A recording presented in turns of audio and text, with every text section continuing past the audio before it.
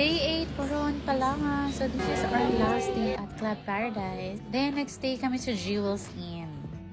Very cozy place and affordable siya kasi 1,000 pesos per night yung nakuha namin dito. And malapit din siya sa bayan kasi mga 1 trike away lang. 1,000 pesos siya per night. Dito kami magla-last day.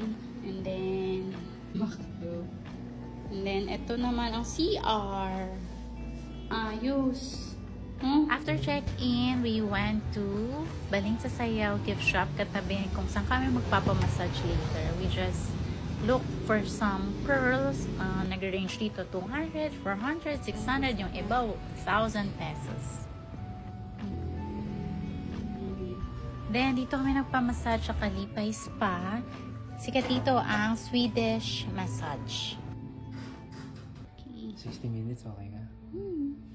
Look at that, guys. Malinis and mabango dito yung CR nila. And then they have shower area as well. Pinaka gusto ko dito is nalulusot yung head para makahinga ka while massaging. So after 1 hour, na-finish na. We went to Bayan na. We ate at Kuya's Cocina. Affordable yung mga food dumps dito. And then, we went to Bambar. So, mahilig kasi si Honey sa music. So, gusto niya pag umiinom, chill lang and may kumakanta.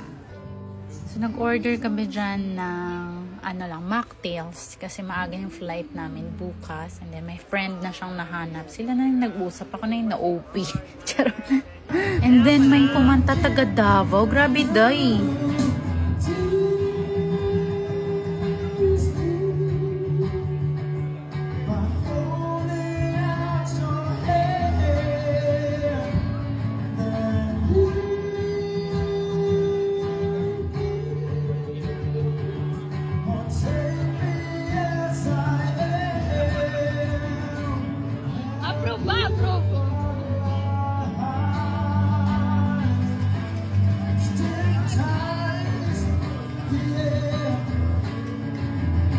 So that's our day 8 in Coron, Palawan. Sana marami kayong nakuha mga tips. And follow for day 1 to 7. Pwede nyo yan i-check sa aking page. And tag mo na ang manlilibre sa'yo sa Coron, Palawan.